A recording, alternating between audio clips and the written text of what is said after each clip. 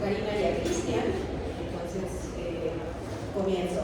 Primero, buenas tardes. Este frío domingo, muchísimas gracias por darse el tiempo de venir aquí a esta convocatoria, que tiene, pues sí, está en el ámbito de los libros, pero tiene otra connotación, ¿no? Porque podemos hablar de lo que pasa en el mundo hoy, que son cosas que nos preocupan mucho, ¿no? Entonces yo les agradezco mucho a todas ustedes, a todos ustedes su tiempo. Como ya saben, estoy Linda y evidentemente la compañera de Karina Ochoa, quien es investigadora, académica, feminista y activista descolonial. Ella es profesora investigadora en la UAM, del Departamento de Sociología, de la línea de Sociología Rural, y forma parte del colectivo guillotina.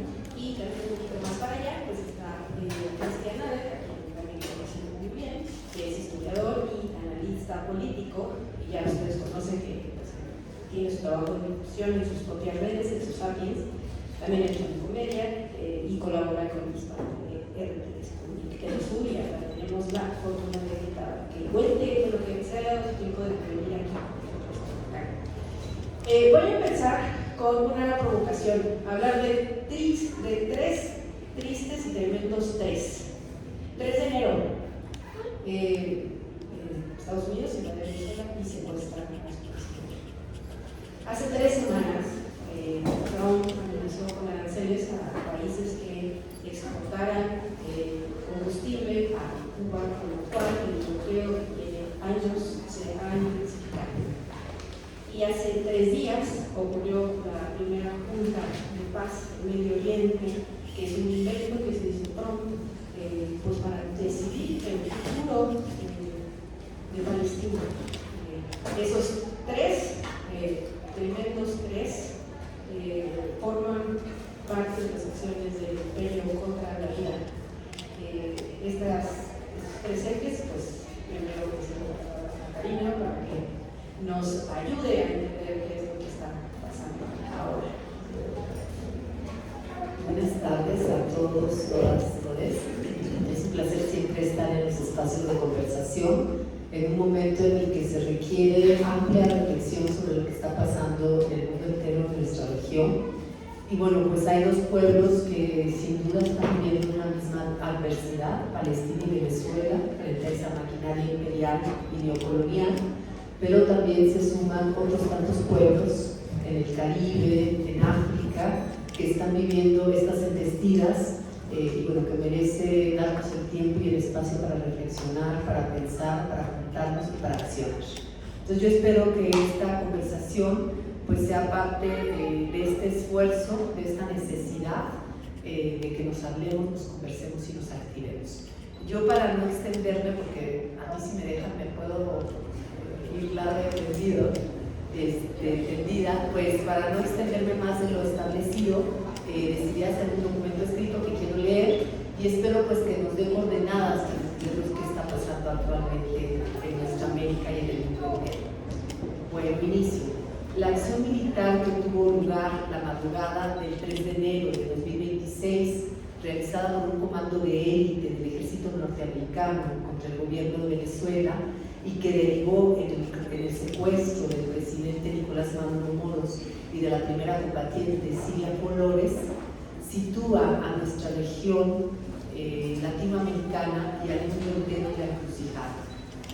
Lo anterior no solo por las propias implicaciones que tiene y tendrá para el Estado soberano de Venezuela, su gobierno y la continuidad de un proyecto político emprendido y consolidado por el comandante Hugo Chávez Frías y continuado por Nicolás Maduro, sino porque ha dejado al descubierto la intención manifiesta de hacer del mundo y en especial de los sures globales la nueva hacienda colonial que salvaguarde el dominio imperial de los Estados Unidos y sus aliados.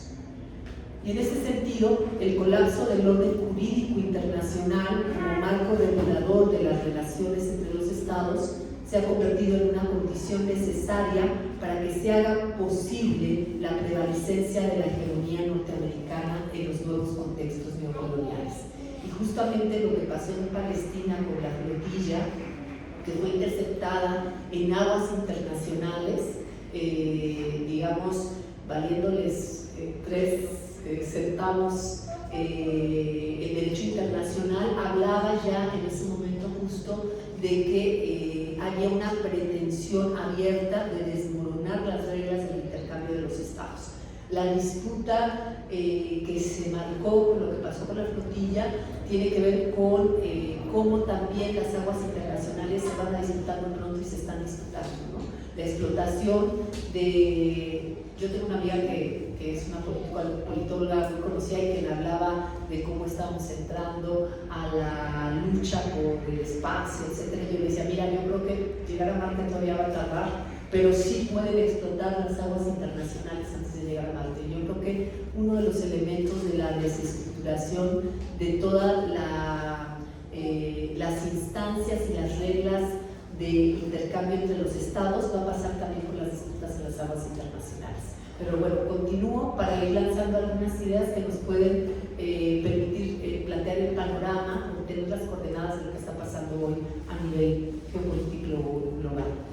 Además, vale agregar que con la acción militar contra Venezuela se revela también el desmoronamiento de un orden mundial producido por más de 3 décadas de políticas neoliberales, que ahora se perfila hacia la profundización de dinámicas orientadas a la sujeción política, al despojo y a la apropiación de la vida de pueblos enteros. Estados Unidos y sus aliados, como el gobierno sionista de Netanyahu, han optado por imponer mediante la fuerza, la guerra y la amenaza lógicas neofascistas e imperiales que buscan normalizar la anulación de la existencia plena de comunidades, pueblos y estados enteros, haciendo uso del ejercicio de la violencia no solo como instrumento punitivo, sino como un mecanismo sine qua non de la nueva dinámica geoglobal que posiciona a nuestro sur y al sur global como un terreno apto para la neocolonización. Las intenciones son manifiestas. Por un lado, imponer un orden orientado al vasallaje político y económico bajo las pretensiones de instaurar protectorados o las juntas de paz, como lo que está pasando hoy en Gaza. Y yo creo que lo que está pasando hoy en Gaza está dando las directrices de cómo están pretendiendo descomponer los estados nacionales y establecer nuevos estados al estilo de junta de CEOs, ¿no? O sea, estados con características de empresas transnacionales, ¿no? Y no los estados nacionales que conocíamos hasta el siglo pasado.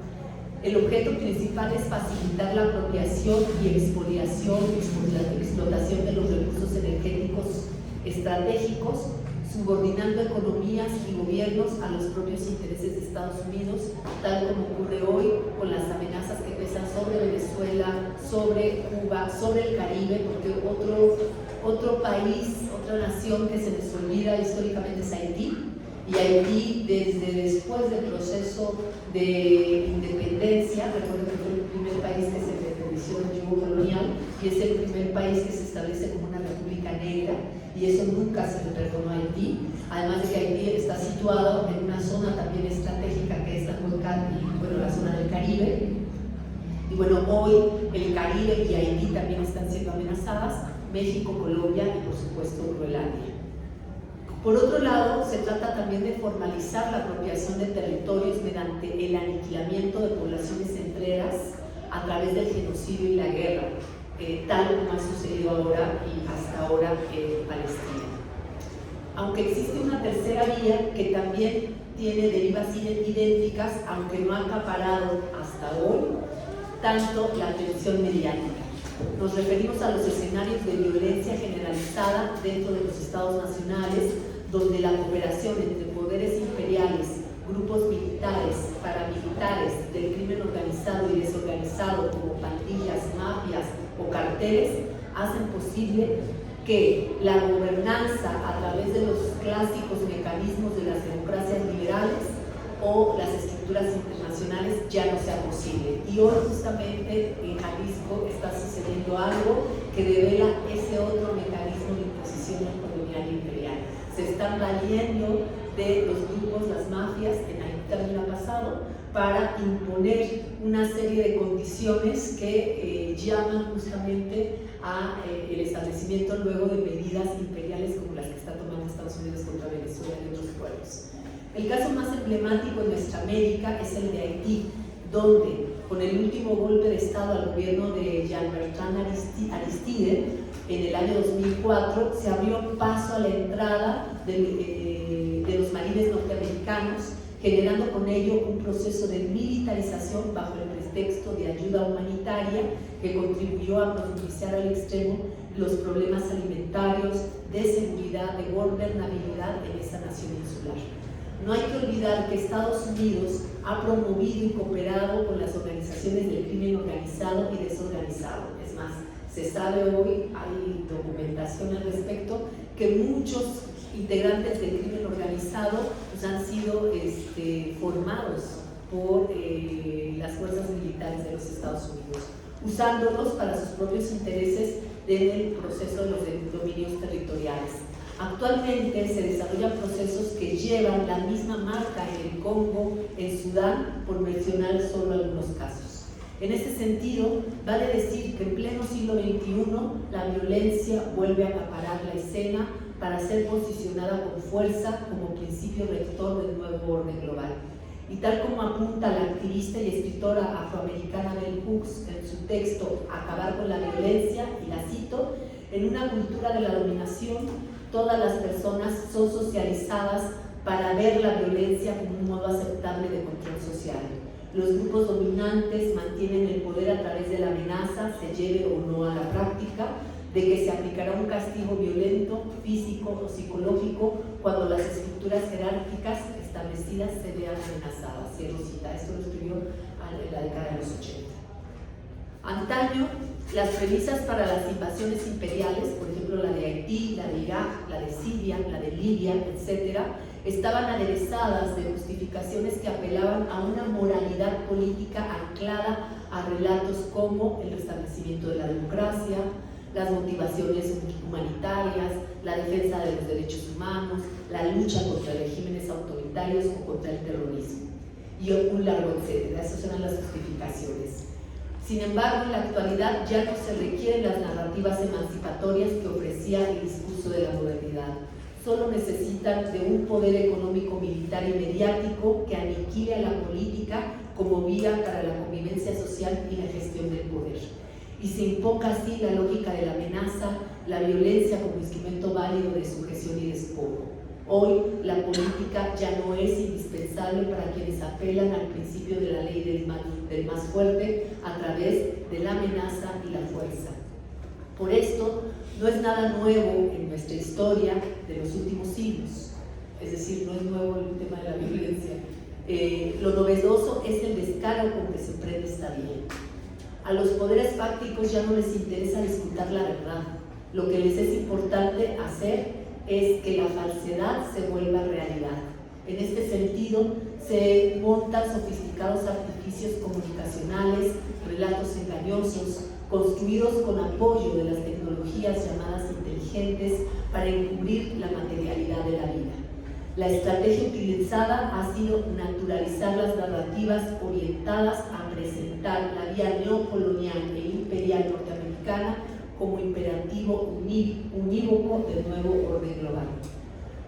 Pero tal como señaló Aimé Césaire en su libro Discurso sobre el colonialismo, publicado por acá, justamente por esta editorial que nos convoca a la conversación, voy a citar: los colonizados saben que en lo sucesivo poseen una ventaja sobre los colonialistas, saben que sus amos provisionales mienten, y por lo tanto que sus amos son débiles. Esa es nuestra gran ventaja, sabemos que nos mienten. Sigo con la cita. Y como hoy se me pide que hable de la colonización y de la civilización, vayamos al fondo de la mentira principal a partir de la cual proliferan todas las demás.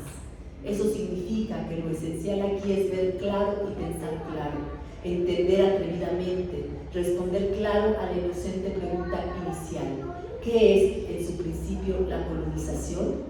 Reconocer que esta no es una empresa filantrópica, ni voluntad de hacer retroceder las fronteras de la ignorancia, de la enfermedad, de la tiranía, ni la expansión de Dios, ni la extensión del derecho. Admitir de una vez por todas, sin voluntad de chistar por las consecuencias, que en la colonización el gesto decisivo es el del pirata, el del tendero a lo grande, el del armador, el del buscador de oro, el del apetito y el de la fuerza, como la maléfica sombra proyectada desde más atrás por una forma de civilización que en un momento de su historia se siente obligada endógenamente a extender la competencia de sus economías antagónicas a escala mundial. Cierro la cita. Sin lugar a dudas, en el contexto del avance neocolonial del siglo XXI, los piratas y los narcoterroristas internacionales son gobiernos como el de Trump y de Estados Unidos, el de Israel, que haciendo uso de sus plataformas militares, de la plataforma de los militares de los estados que gobiernan, que dicen gobernar, imponen la no ética de la guerra, el aniquilamiento y la anulación como mecanismo para la dominación. Y los gobiernos aliados de corte conservador y neofascista, como el de Argentina, Ecuador, Paraguay, el de hoy en Honduras y Bolivia, han secundado esta normalidad imperial encabezada por el régimen de Trump. Tampoco es casual el silencio, la viveza con la que se han posicionado instancias internacionales que deberían ser, desde la lógica moderna, las garantes de la soberanía de las naciones y de la paz mundial, tales como la ONU, la OEA, la OTAN o la Corte Penal Internacional, por mencionar solo algunas. Ello, pese a las diversas movilizaciones realizadas frente a las diversas movilizaciones realizadas en el mundo, que han posicionado su apoyo a favor de Venezuela y que interpelaron a la comunidad internacional para responder con fuerza ante las acciones de Estados Unidos, esas instancias se desmoronan. Termino diciendo que por ahora lo que interesa es descifrar qué se pretende imponer con acciones como las que se han emprendido contra Palestina, contra Venezuela, contra Cuba o contra Haití. ¿Cómo lo están haciendo? ¿Qué de diferente hay y qué de nuevo hay en esas acciones?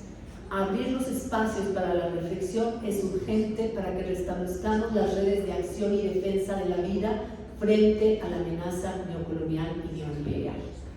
Yo lo dejaría ahí para que sigamos conversando.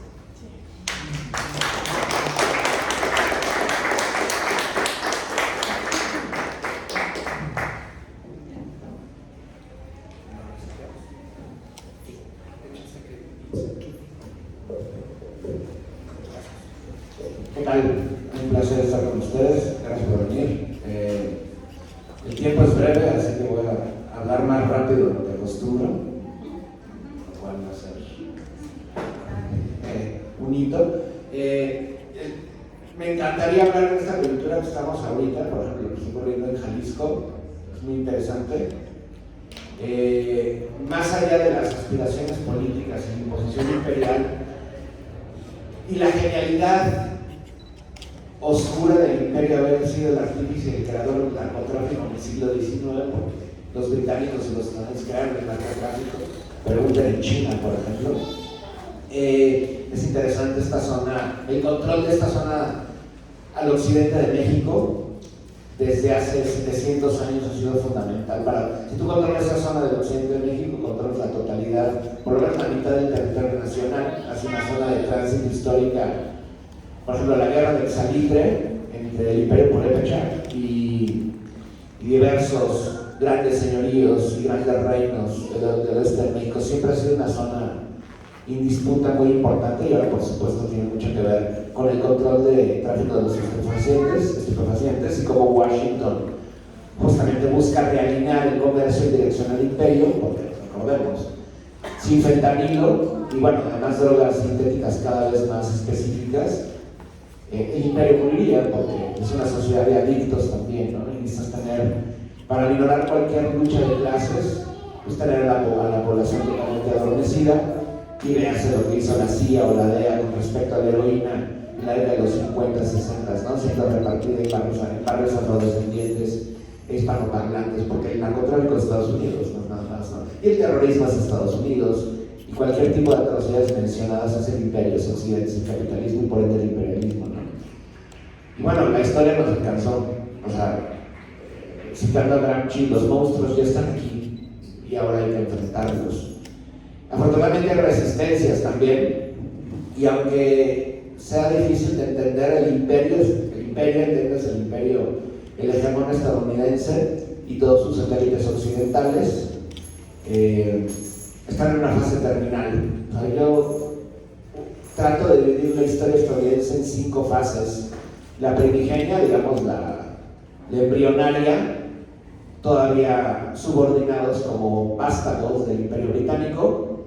Posteriormente la expansión originaria y acumulación hacia el oeste, el dominio absoluto de Norteamérica de costa a costa, de la costa estadounidense a los Apalaches y de ahí tirando hacia el Pacífico, el exterminio de aproximadamente 10 millones de seres humanos, el éxodo de 500 naciones, obviamente este número se refiere a todos los pueblos originarios de Norteamérica, y el enfrentamiento en contra del primer Estado nacional por parte de Washington, que es justamente México, un país destruido por un proceso independentista que costó la vida de 1 millón de personas y seguido los conflictos centralistas, federalistas,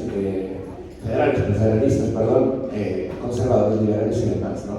Es la primera fase del expansionismo estadounidense, seguido por la segunda, que se concentra, y siguiendo lo que dijo Karina, muy en la línea talosocrática, el dominio absoluto de los mares, convirtiendo el Caribe en el Mare Nostrum y también poniendo los ojos en el Pacífico, que ya controlan, y además también con la compra de Alaska en la ex Rusia americana, y en ese momento ya atravesar el Pacífico en dirección a los grandes mercados del sur de Asia y del Oriente Asiático, y ahí, digamos, lo podemos concatenar con el asunto de la creación del narcotráfico como fenómeno global amparado por las potencias globalantes en contra de China, la década de los 20, lo que es la guerra del opio, la primera y la segunda, y lo cual incluso se adelanta hasta finales del siglo XIX con la invasión multinacional en contra de los puños armoniosos, de la revuelta de los boxers y la irrupción por parte de una fuerza multinacional encabezada por británicos, japoneses, estadounidenses, franceses, imperialistas rusos,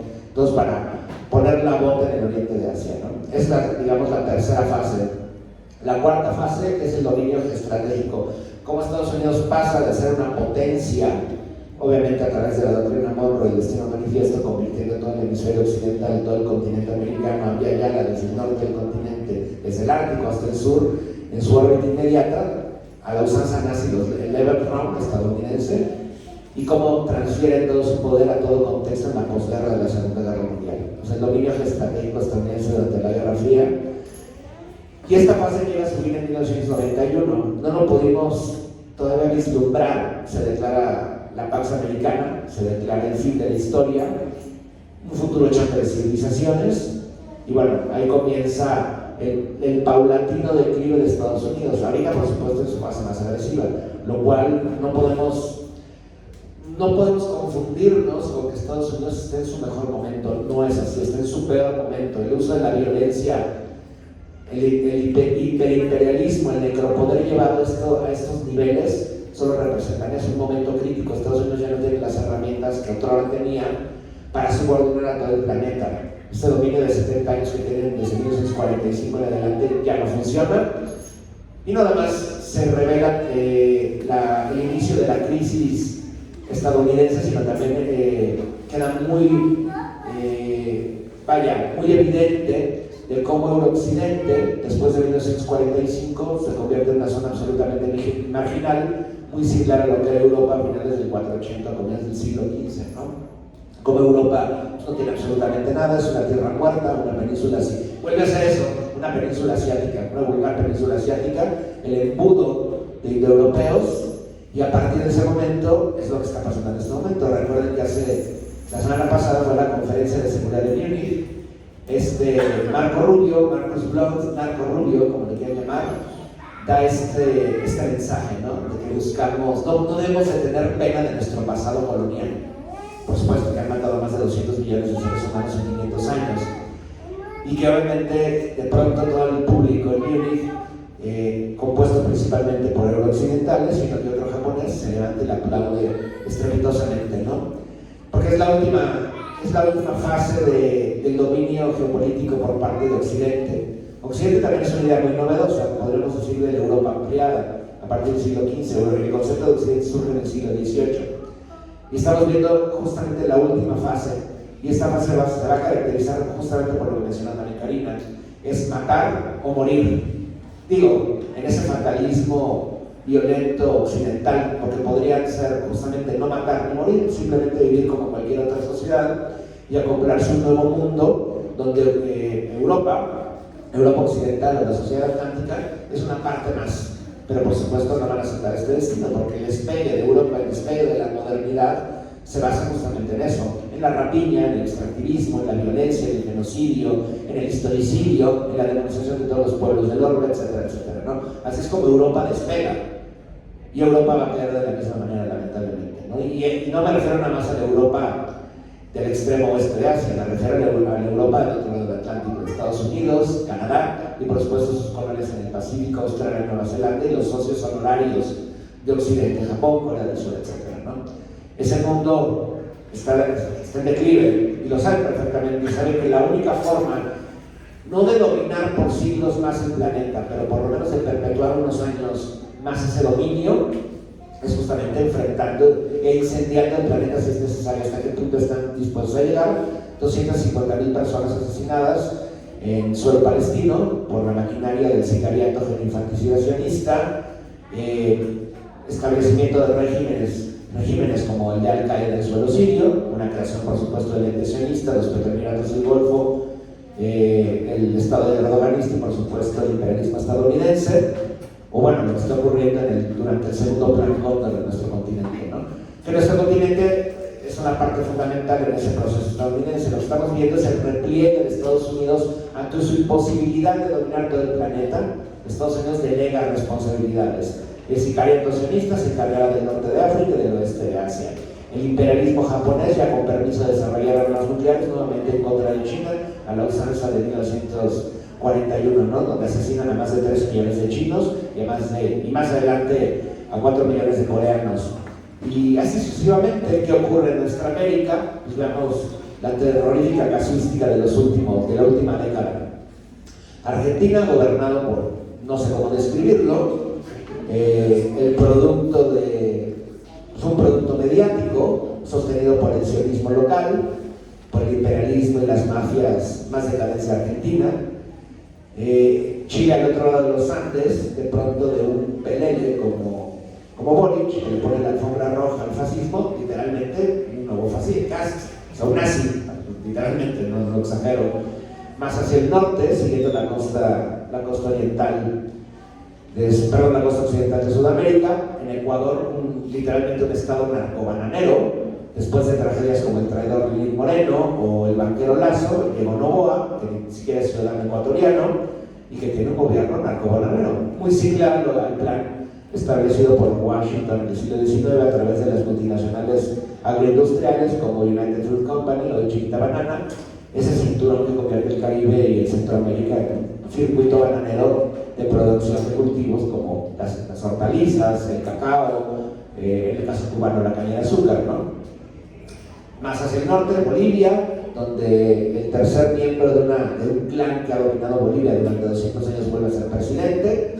En el Perú, tampoco no sé cómo describirlo, cada 15 días hay un nuevo presidente, algunos juniors se sacarán en las próximas, 48 horas.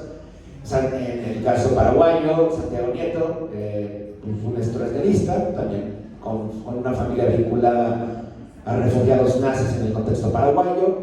Brasil, muchos dirán, bueno, Brasil parte de la multipolaridad. No, parte de lo que está ocurriendo en contra de Venezuela es responsabilidad directamente del gobierno de Brasilia ante un sujeto como Lula que se doblegó por completo al imperio.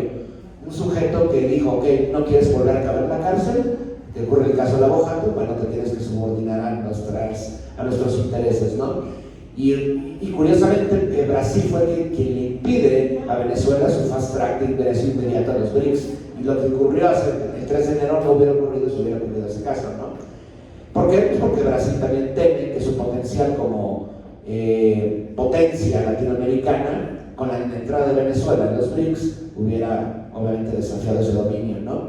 En Colombia también las medias tintas, de pronto un presidente que asegura como Petro que va a sacar el jaguar para defender la zona andina, y de pronto vemos cómo está con Trump, postrado, riéndose, bla, bla, bla. Bueno, en fin, ¿no? Esa es nuestra América, y sin mencionar los casos centroamericanos, ¿no? El Salvador, con un régimen narcocarcelario, como el de Bukele, un traidor también a la causa, exmiembro del Frente de Farabundo Martín, de la política, por supuesto. Y en el caso de Honduras, lo mismo, ¿no? El primer gobierno establecido a través de un tuit, literalmente por Donald Trump, que colocó a Asfura, que además junto con Bukele son de ascendencia palestina, traicionando además su legado palestino y abriendo relaciones explícitas con el ente sionista, ¿no? Esa es nuestra América hoy en día. Podríamos mencionar también el contexto groenlandés, Groenlandia ocupada desde hace 700 años por Dinamarca, bueno, un territorio que realmente le pertenece a la población inuit y que en este momento es ambicionado por el imperialismo estadounidense, en parte por su riqueza mineral, pero sin duda alguna por su posición estratégica en el norte del continente, siendo mucho más fácil atacar a la Federación Rusa desde el norte, desde el Ártico, que desde el Pacífico, desde el Atlántico, y más en un escenario de derretimiento de los polos, que por supuesto el cambio climático existe, que lo utilicen y lo utilicen como un arma es otra cosa, porque obviamente también es muy funcional movilizar mercancías en ese gran sueño que han ambicionado británicos y estadounidenses de mover mercancías desde el Atlántico al Pacífico y el Ártico, en un Ártico ya desllegado, ¿no? Los hielos perpetuos acaban por la gracia del imperialismo y la industria de 200 años se cocida. Mientras tanto, el Caribe, y es interesante, ¿no? Dos de las resistencias más longevas de todo el planeta continúan en un proceso de agudización en contra de Cuba. Cuba siempre ha sido, ¿cómo mencionarlo? El objetivo primigenio del imperialismo estadounidense desde que surge Estados Unidos como nación independiente. ¿Por qué Cuba? Porque Cuba es una parte fundamental en el arco caribeño, también lo mencionó Karina. El arco caribeño es prácticamente, si ustedes lo ven, a través de las Antillas menores y las Antillas mayores, parte desde la Florida y se adentra y llega hasta el continente, hasta el suelo venezolano. En este momento, Washington ya tiene asegurado el control del extremo sur del arco caribeño, llámese Venezuela, y van a tomar el extremo norte, ¿no?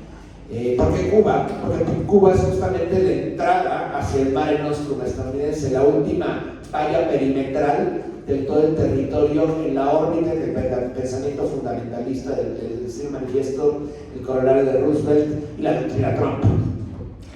Cuba, más allá de lo que quieren retornar al escenario pre-1959, a través del extractivismo, convertir nuevamente a Cuba en centro y tráfico, de mujeres, de menores y demás, centro de criminalidad de las mafias estadounidenses. Cuba también es una zona fundamental para mantener el control estratégico de todas las aguas caribeñas, ¿no? Y al igual que Honduras también es una parte fundamental, siempre lo ha sido, con la mayor base estadounidense en toda América Latina. Entonces, esto que estamos viendo no es nada nuevo, porque dicen, se ha acabado el orden basado en reglas. Bueno, estas reglas siempre fueron funcionales al imperio y previamente a Europa y a Occidente, desde la Paz de Westfalia, llegando hasta 1945 con el Plan Marshall y la fundación de todos estos organismos que han sido utilizados históricamente como Naciones Unidas, UNICEF, bueno, podría seguir, ¿no? La OTAN, por ejemplo, ¿qué es la OTAN? Pues a fin de cuentas, la policía de parte del imperio, fundada en 1949, antes del Pacto de Varsovia, que además tuvo que desaparecer en 1991, desapareció, por supuesto que no. Ese es el mundo que estamos viviendo, un mundo donde puedes asesinar a 200.000 personas en tiempo real, a todo color, a través de redes sociales, y nadie hace absolutamente nada. Un mundo donde Estados Unidos puede bombardear una capital latinoamericana, secuestrar a un presidente como Nicolás Maduro Moros, presidente legítimo democráticamente electo de Venezuela, y llevarse la sola estadounidense, que no es la primera vez que lo hacen, por cierto, ¿no? Ahorita mencionó Karim el caso haitiano. A Chateaubriand Aristide le hicieron 2 golpes de estado en 2 décadas distintas, y en la segunda lo secuestraron y lo acabaron votando en suelo africano. El presidente de Haití, ¿no? El segundo país independiente de nuestra América, la primera república fundada por los esclavos, y que justamente, como lo mencionó también Karina, fue el terror históricamente por parte del imperio. ¿Por qué? Porque esa sed de libertad por parte de afrodescendientes esclavizados podía esparcirse a las colonias inglesas, y peor aún, en la costa este estadounidense, a Georgia, Alabama, etc., ¿no? Entonces, lamentablemente, pues, si querían, no puedo dar un buen diagnóstico de lo que se avecinan cosas espeluznantes, como ha sido la realidad de los últimos 500 años de dominio absoluto por parte del imperio en todo el continente. Vaya, ¿hasta qué nivel están a punto de llegar? podrían llegar, podrían alcanzar, bueno, pues lo repito, no ven el caso de Palestina o el caso cubano, matando de hambre o de falta de insumos médicos a un pueblo que realmente no representa ninguna amenaza al imperio, excepto el ideológico, porque un triunfo del marxismo-leninismo a pocos kilómetros del territorio continental estadounidense sería la mayor amenaza, ¿no? Entonces, ese es el escenario que se perfila para nuestro continente, concretamente el afianzamiento nuevamente de un plan estratégico de la doctrina Monroe, el destino manifiesto del gobierno de Roosevelt, en el que pues, lamentablemente la mayoría de los gobiernos ya han caído, son gobiernos es decir, muchos, son juntas y vallas subordinadas al imperio, y hay algunos gobiernos que tratan de evadir pues, todavía mantener su soberanía, ¿no? Tenemos el caso colombiano, que ya dije con ciertos matices, el caso brasileño y el caso mexicano, ¿no? Estos estados progresistas. De Venezuela me gustaría decir más cosas, pero necesito esperar por lo menos un tiempo para poder hacer un diagnóstico, pero lo que estamos viendo en el suelo venezolano no es muy esperanzador, pero no puedo decir más porque necesito comprobar ciertas cosas, me gustaría entrar más en mi caso. Hay resistencia, por supuesto que hay resistencia, no solamente en nuestra América, estoy hablando de gobiernos, pero también están los pueblos, y los pueblos van a resistir. En el Alto, en Bolivia están resistiendo, y en Chile van a resistir también. Véase lo que está ocurriendo en África, ¿no? En el oeste de África, en el Sahel, Burkina Faso, Mali y Níger, lo han declarado, estamos en guerra en contra de Francia, porque también el imperio está delegando responsabilidades, colocando al imperialismo francés nuevamente en la región, y vamos a enfrentar a los franceses y estadounidenses si es necesario. Y me refiero concretamente a Burkina Faso, Mali y Níger, y vean este proceso de federación que están fraguando, que podría extenderse a otros contextos como Benín, o incluso más allá del Sahel y del oeste de África, ¿no? Lo ocurrido en Congo también es muy emblemático, siguiendo el legado también de Patrice Lumumba, como también en Burkina Faso se sigue el legado de Thomas Sankara, a través de los hombres más importantes, una mente bastante lúcida como es Ibrahim Traoré.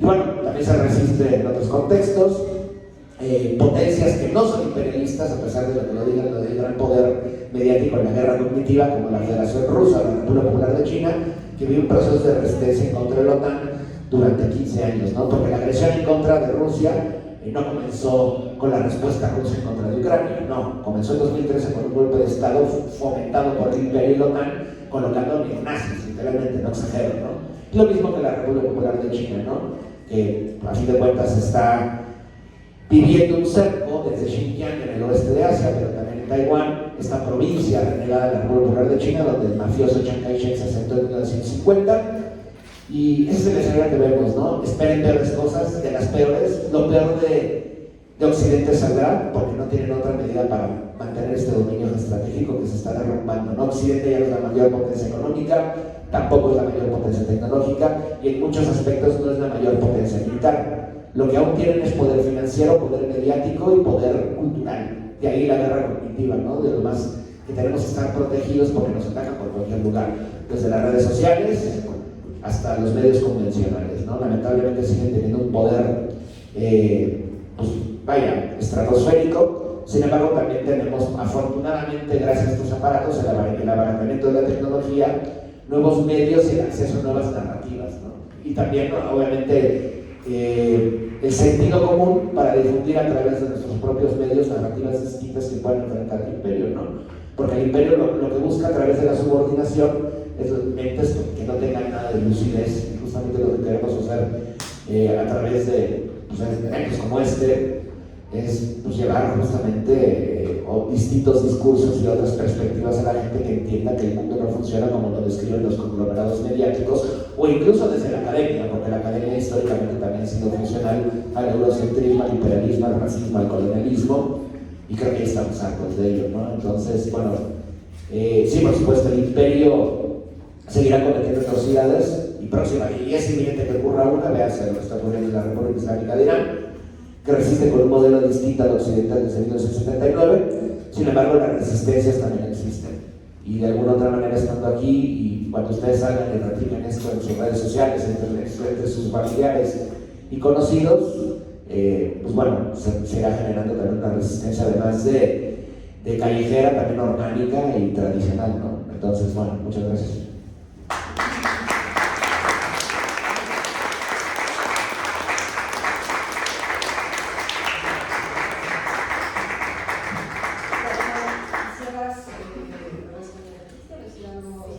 Rapidito porque nos quedan prácticamente Pero bueno, aún frente a este escenario que se ve bastante catastrófico, no es menor, creo que hoy más que nunca lo que los pueblos indígenas, los pueblos de raíz africana, los sectores populares nos muestran es que hemos resistido pese a todo y que hoy más que nunca necesitamos rearticularnos por la defensa de la vida. Y la defensa de la vida implica no solamente la defensa de nuestra vida frente a estas políticas de aniquilamiento, que son políticas neocoloniales, sino la defensa de la vida frente a todas las expresiones que pasan también por el cambio climático y por muchas otras expresiones de expoliación, de asedio contra los territorios urbanos y rurales. Y en ese sentido creo que tenemos un desafío importante, pero también es cierto que tenemos muchas herramientas para hacer la defensa de nuestros pueblos, de nuestras familias, de nuestros territorios, y de toda la red de la vida que nos significa ser humana, y yo creo que esa es la apuesta, ¿no? Entonces, bueno, pues no quisiera alargarme demasiado, pero tampoco quisiera irme. Sí, porque yo me eché más tiempo. Pero no quisiera irme con una sensación también de hombros abajo. Tampoco quiero ser optimista, porque no se puede ser demasiado optimista, pero tenemos que ser realistas, ¿no? Y bueno, pues el realismo implica también exigir lo que parece imposible, y yo insisto que la posibilidad de la defensa de la vida y de las existencias plenas y aferrarnos a eso nos puede permitir ir construyendo alternativas, ¿no? O sea, el hecho de que estemos vivos, vivas, y que apelemos a la vida de otros seres, y que apelemos a la posibilidad de las redes afectivas, a las redes de solidaridad, de generosidad, por ejemplo, bueno, es algo que nos va a mantenernos frente a esta política del despojo, política de la muerte, política de la anulación y de la devastación, ¿no? Entonces, pues hoy más que nunca se hace necesario que volvamos a tendernos puentes, que volvamos a sentarnos en estos espacios a conversar, a poner sobre la mesa nuestras ideas, pero también necesitamos cambiar las formas, ¿no? O sea, generalmente ponemos sobre la mesa primero las divergencias y luego las convergencias, y quizá como los zapatistas nos convocaron hace más de 2 décadas, hoy toca poner a un lado las divergencias sin olvidarlas, sin desconocerlas, pero poniéndolas a un lado para poder poner en medio las convergencias y empezar a accionar. O sea, no podemos quedarnos en nuestra casa lamiéndonos las heridas en un momento en el que requerimos volver a establecer conexiones y volver a establecer resistencias. Y la apuesta, insisto, es por la vida.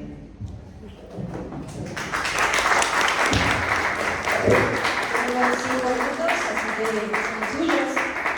¿Alguien quiere decir algo? ¿Participar en algo? ¿Por allá? ¿Por acá? Aquí alzaste primero la mano, por favor. Pues muchísimas gracias. Yo quisiera que en otra ocasión se hablara no solamente de esta caracterización de la crisis que está viviendo el mundo, que es horrenda, sino también se hiciera un balance de cómo están las luchas y los movimientos, porque bueno, siempre estamos oyendo esta parte geopolítica, bla, bla, bla, ¿no? Pero casi nunca se hace un balance de cómo están los movimientos sociales, cuáles pueden ser las formas de organización y hacia dónde se va. En 1917 triunfó la Revolución Rusa en una época de crisis, y también China triunfó justamente después de la Segunda Guerra Mundial en una época también de muchísimas muertes. Entonces creo que también valdría mucho la pena estar señalando esta parte. La resistencia continúa, o sea, en este momento hay luchas emancipatorias en los lugares más lejanos, pero que de alguna manera están conectados. Hasta hace poco, por ejemplo, en Guadalupe, en el Caribe, o incluso en Nueva Caledonia, en el suelo del Pacífico, se estaban levantando en contra del imperio colonial francés. O sea, las luchas existen también, ¿no? Solamente que a veces son muy opacadas por los mismos medios, pero sería interesante ir concatenándolas y mostrándolas, porque si hay un proceso de resistencia a nivel global, y mientras haya capitalismo va a haber resistencia, porque el capitalismo a fin de cuentas es totalmente antagónico a la vida. O sea, no tiene nada de biocéntrico, y a fin de cuentas la resistencia, la emancipación es el principio de ello. Para llegar a eso, pues tienes que levantarte, ¿no? De alguna otra manera. Hola, buenas tardes. Pues nada más es una pregunta breve. Mencionaron herramientas, aparte de que nosotros como pueblo nos podríamos organizar y hacer manifestaciones, ¿qué otro tipo de herramienta podemos hacer? Y el gobierno, ¿en qué puede hacer también algo para que no se agrande más el ataque que hay contra nuestro gobierno?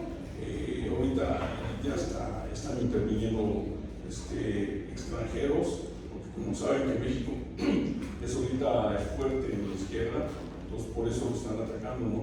Pero aparte de eso, el gobierno y nosotros como pueblo, ¿qué podemos hacer más con esas herramientas que mencionan? Perdón, gracias.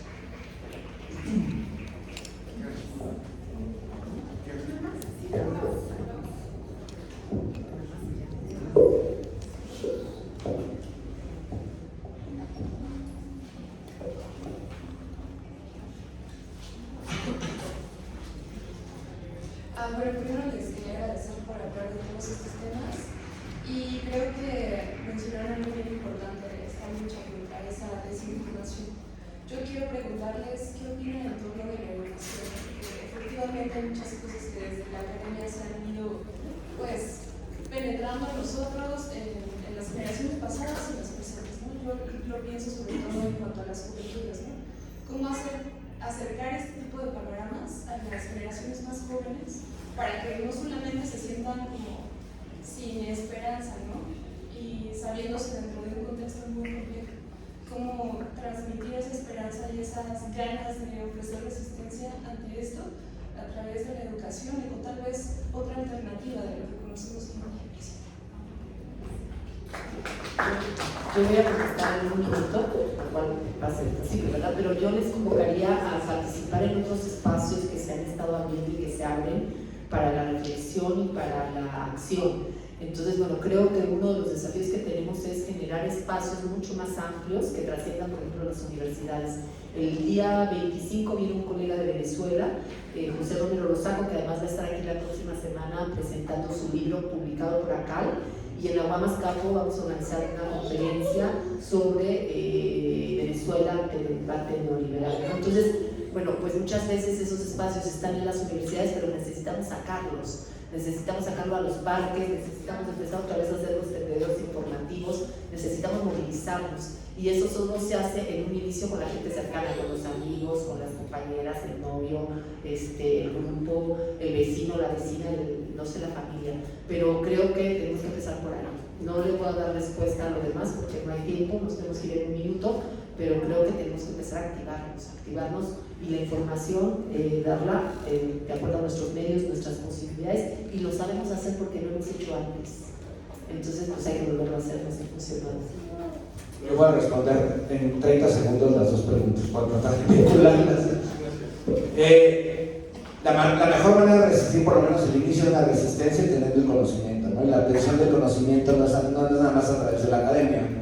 Es, como lo acaba de decir la compañera, es sacar todo el conocimiento a las calles, hacer un análisis y llevarlo justamente a donde la gente no tradicionalmente no lo tiene, a la fábrica, al campo, el abaratamiento también del conocimiento, ¿no? ¿Cómo accedes a un libro cuando un libro te cuesta 500, 600 pesos, ¿no?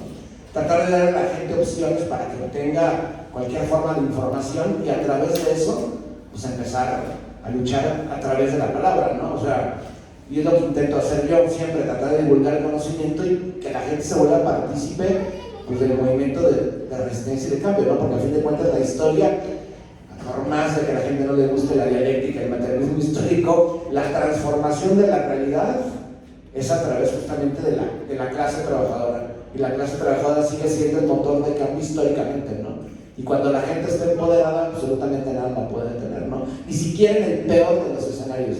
Y justamente vinculando lo que mencionaba Karina ahorita, interesante, ¿no? Como Hugo Chávez, una de las primeras acciones que hace, ¿no? Crear la Universidad Bolivariana, llevar incluso universidades especializadas, la Universidad de la Comunicación, a lugares donde antes no había ninguna opción, que es lo que menos nunca le han perdonado a Hugo Chávez Frías, que politizó a la clase más mayoritaria de Venezuela, la clase trabajadora, y les dio las herramientas en cuanto a conocimiento para comenzar a transformar la realidad, ¿no?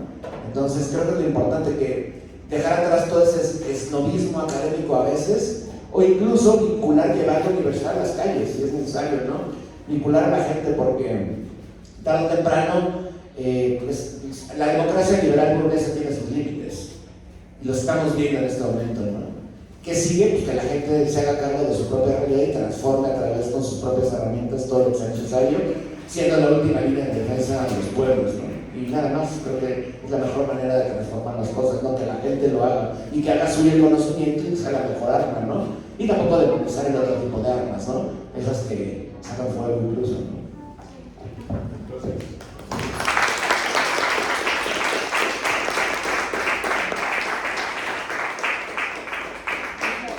Muchas gracias a todas y a todos por venir aquí.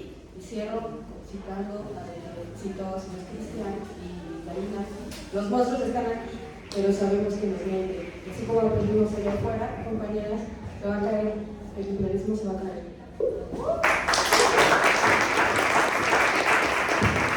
Los invitamos a que sigan las redes de acá en México, en donde vamos a estar subiendo toda la información. Toda esta semana tendremos diferentes charlas en torno a estos temas. Pues desde acá en México pueden escribirnos y pueden conocer las redes sociales de los compañeros y por ahí seguimos la conversación. Gracias.